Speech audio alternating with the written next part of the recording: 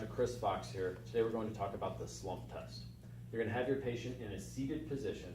The purpose of this test is to assess for any irritability in the nervous system along the path of the sciatic nerve.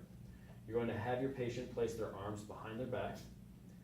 And the purpose of that is more so to visualize what's going on a little better and for consistency, although it is not necessary for the test.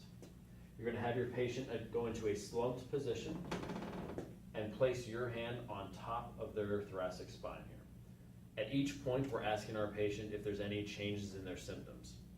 Their head's going to go into flexion, as Jim already has, and you're going to have them actively extend their leg.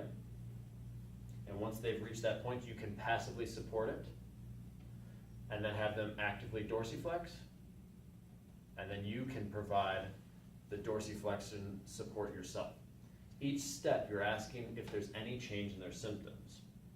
Now, the reason why I go from active to passive with each spot is because depending on the patient's irritability, if you passively take them to the tension point too quickly, it may kind of light up their symptoms.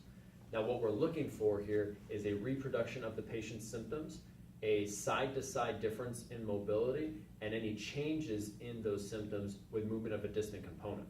What I mean by that last aspect is say we get to that final point that Jim was in here, where he's in knee extension, dorsiflexion, cervical flexion. If I've recreated his symptoms, say in the calf here, and then I have him extend his head, and it changes his symptoms, then we know that there's some sort of involvement of the nervous system with that pain.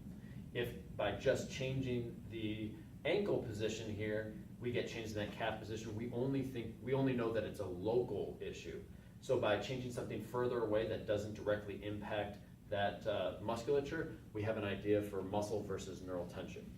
For a more in-depth analysis of this specific test, I recommend checking out our Insider Access videos.